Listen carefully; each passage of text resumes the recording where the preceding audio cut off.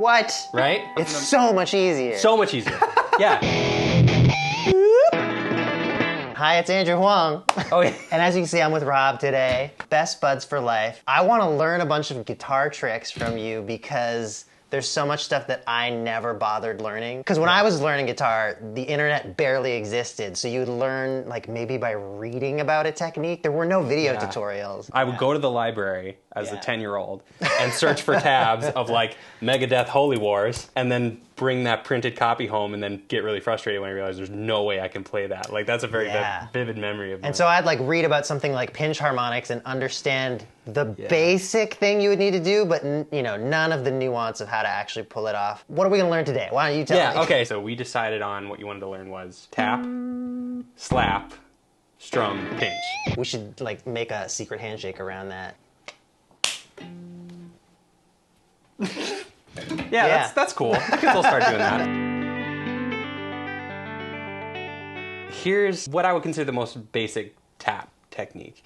And it's really, really simple. So when people first start tapping on guitar, they'll just use one finger, you know, or like their fingers on their own and just kind of do this, which uses up a lot of these muscles. What I learned from how Chico Marx played piano is when he would roll across the piano keys, he would put his thumb behind his finger. So I just kind of moved that to guitar. So you put your thumb right by your finger and you want to just turn your hand into this one solid object. Play a G chord or a C chord and then maybe get the G note at the end too. Yeah, that's my favorite way to do a C. Now if you just go through and tap those same notes an octave up. Oh. And you can flick off on the way out. Whoa. So you're just turning your middle finger. Yeah. Yeah, and it can just be light, and your hand just stays one solid object. It's just a little hammer you've made.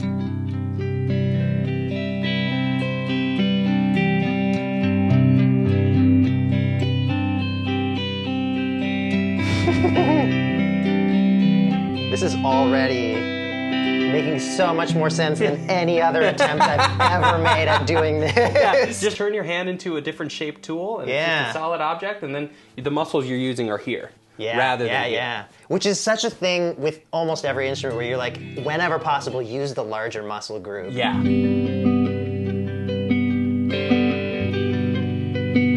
I sound like Rob Scallon. Next part of tapping I'm going to go to, so we're still going to use that like open chord on this side because it just makes things simpler. We can move around those strings and kind of always feel safe because just open is always going to sound nice. When you're doing this type of tapping, you always put your thumb on the top of the fretboard just to give you the most information that you can possibly get to know where the fret is. So I put it like right over the 12th fret, then take my first finger and you tap into the 12th fret on the D. And you want to be pretty light on it. And then you move your second finger onto the B string. And at the same time, so it's a little bit more of a curve to your fingers, just a tad, will make it a bit easier for what we're going to do next, which is we're then going to pull off of them, but starting with the second. So, yeah.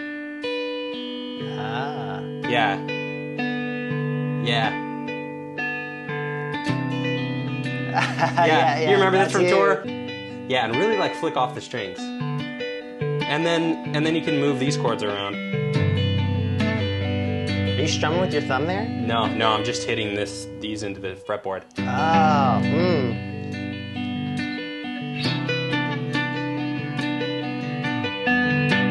Yep. And then that leaves your left hand with the bottom two strings and the high strings. To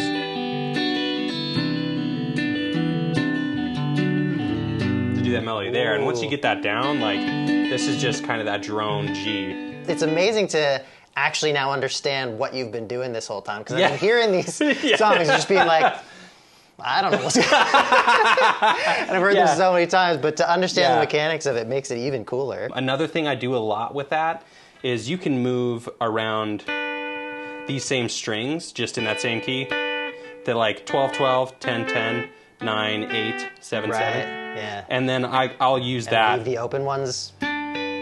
Yeah, and just leave the open ones. I mean, I also will change chords over here, so it gets a bit more complicated. But that same, like, you could do anywhere. And once you get that muscle memory down, it's just like...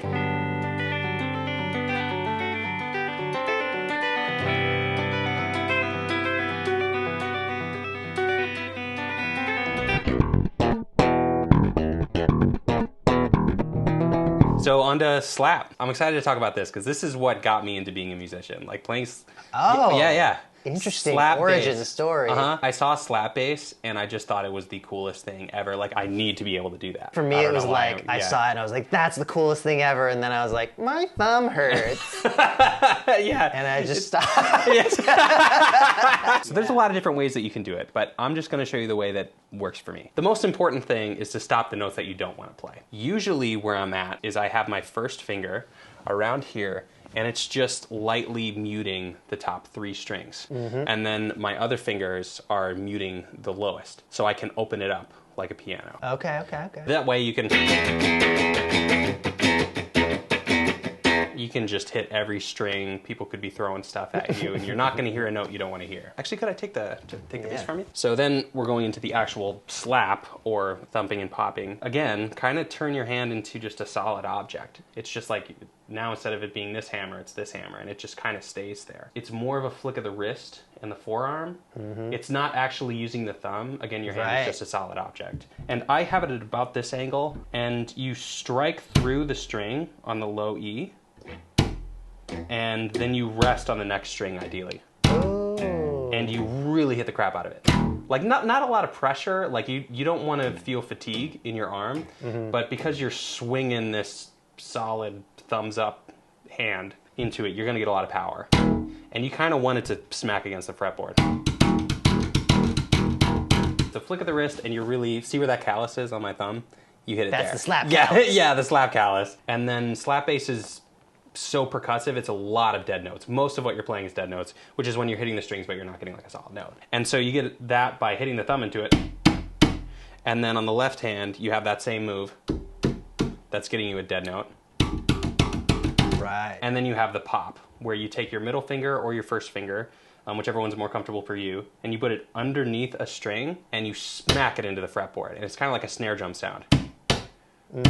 When I taught, the first thing that I would teach people that wanted to learn slap bass was we would learn lacquerhead,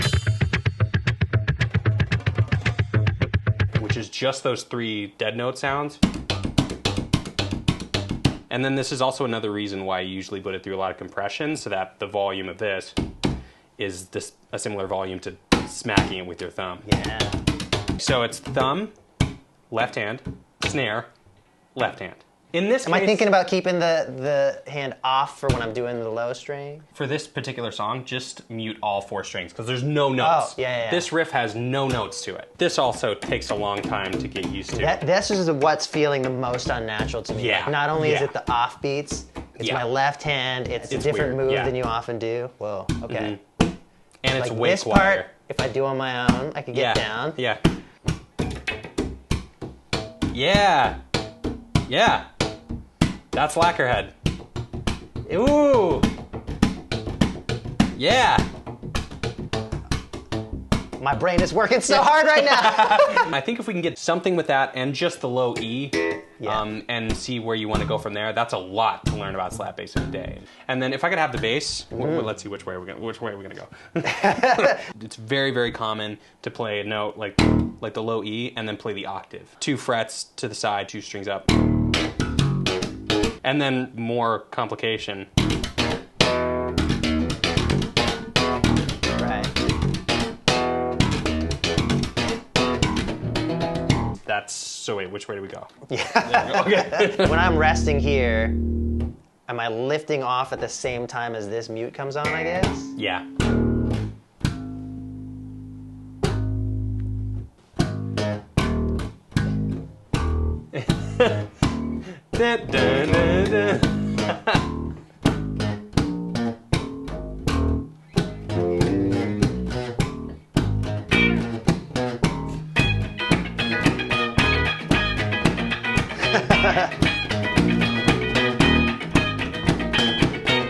Yeah, I'm noticing like so many things that when I'm thinking of one technique, I'm like doing the other part wrong or whatever. But yeah, it's cool to understand you're getting it. You're doing Yeah. great. You're doing phenomenal. on guitar, I was trying to figure out how to use those same slap techniques. Then I found like my own strumming style. The core of that is trying to play slap bass on guitar. Something that I first noticed was that it's a lot harder to pop on the 6th string. Because in order to get under the strings and bring them back up, it's a lot more finicky, and it doesn't sound as cool as a pop on a bass. So instead of popping, I decided to just get an upstroke with my ring finger to facilitate that. So I could still do the same like wrist twist, but instead of having to be accurate with the pops, I'm just moving my hand over here, and then my ring finger is just smacking into the fretboard. So it's like... Okay. But it's kind of the same thing. Yeah, hey. And then from there I started doing stuff like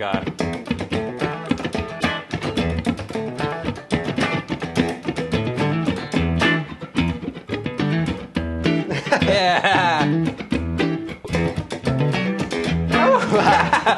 Well, I've given up on this. I'm just like, but Yeah. it sounds cool. Yeah, and then I moved into, instead of just using my ring, Yeah. I would go ring middle. When I first started doing it, I would just go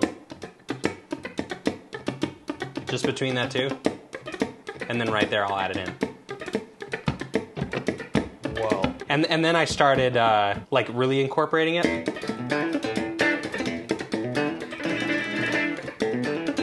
And then it turns into a strum that I felt kind of sounded like a cartoon character sprinting. Their legs would go really, really fast and then sprint off like... And so I've just been referring to that as sprinting, and that's just like a cool strum technique that I use a lot.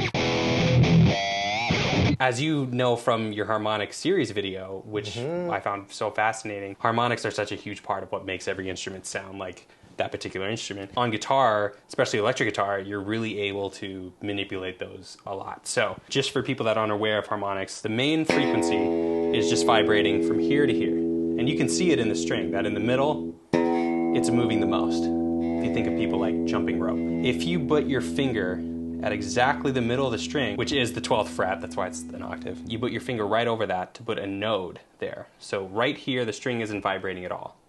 It splits the string into two. So now the string is vibrating like this, and you get a different sound. You can do that in the middle of the string. You can do it a third of the way, fourth of the way. And then interestingly, if you keep going up and dividing the string, sound familiar? Yeah.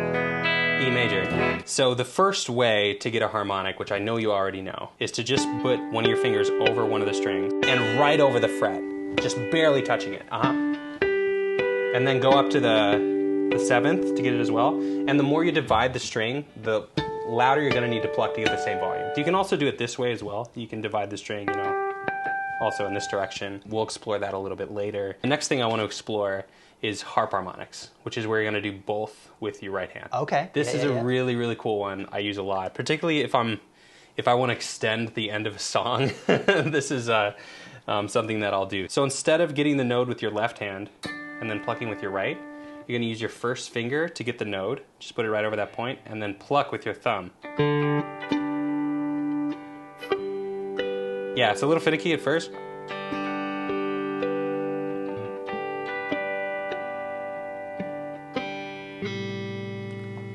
Ah, you're so close. Try it again. Wait, why is this one?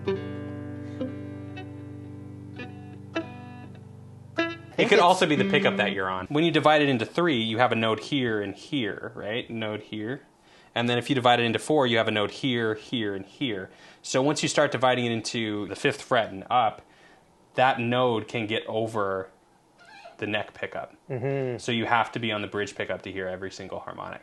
Ooh, I Because do that not node, know yeah, because that if node will end up right on top of the pickup. What? Right? Right? Right? These are things that I never would think about. Yeah. As a not super techie guitar person. Yeah, because the node is right there where the string isn't vibrating. Whoa. On that higher harmonic, especially with this, because the 24th fret would be right here. So that's why it wasn't working. And that opens up the possibility of, just like when we were tapping earlier, we can do that with harmonics. If we have the 3rd fret on the low E string, for example. The Right. middle of that is now Yeah, the harmonic it's octave. has moved. Yeah. And so you can do that with full chords. Check this out.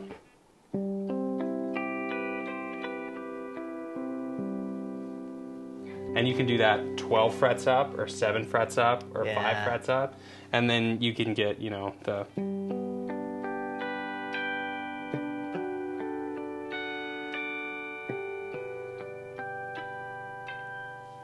Genius. So pretty, right? Yeah. So I mean, I pretty. knew of the octave idea, but to think of just like, oh yeah, well, instead of always moving in octaves, just like understand that the other harmonics, of course, are also in play. Because, of course, you don't just... You divide this way because the frets are there and easier, but you can also divide the other way. I'll try my best here.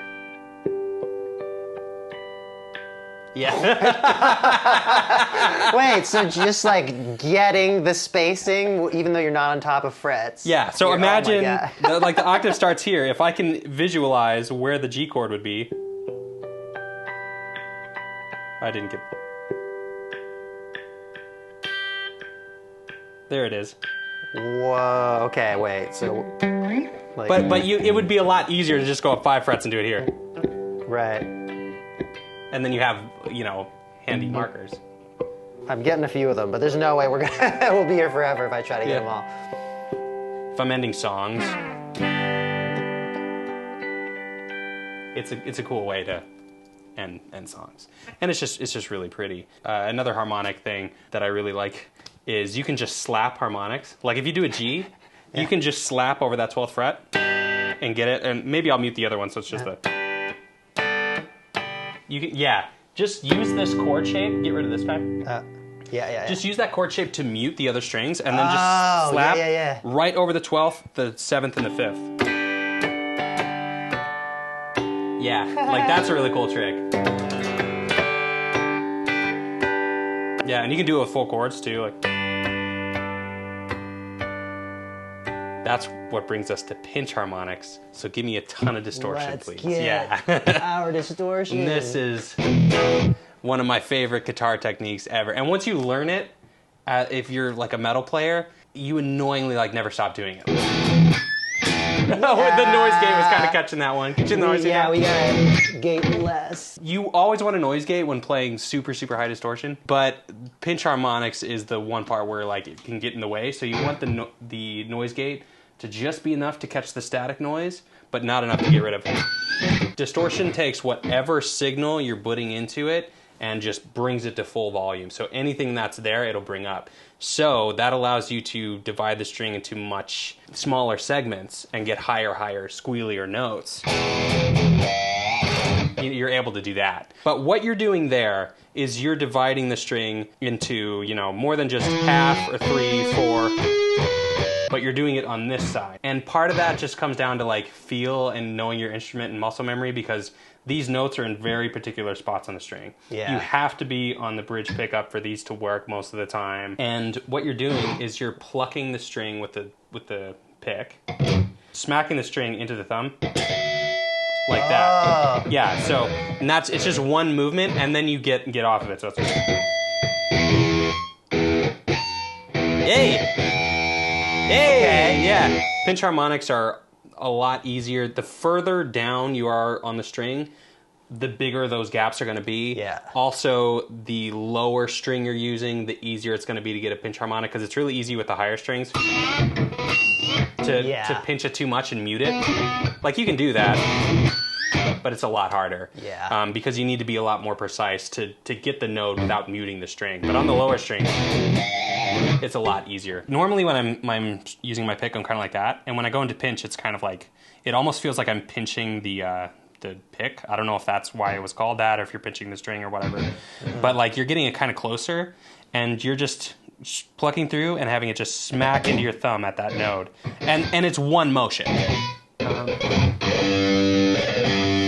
You want this shape so that you can get it right here. Pluck it pretty hard to get it to smack into your thumb to get the node. The node needs to be at a very particular point.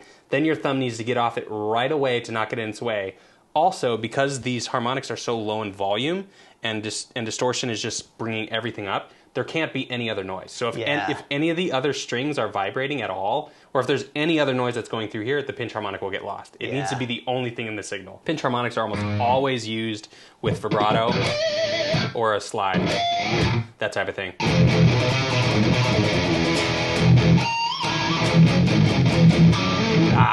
But they're tricky. Like even if you've been playing forever, and doing that style of music, pinch harmonics are really hard. Yeah. But they're so cool. I don't think I'm gonna get them down today. I'd want to just get a. Yeah. Do you want? It'll be easier on this guitar too. Oh.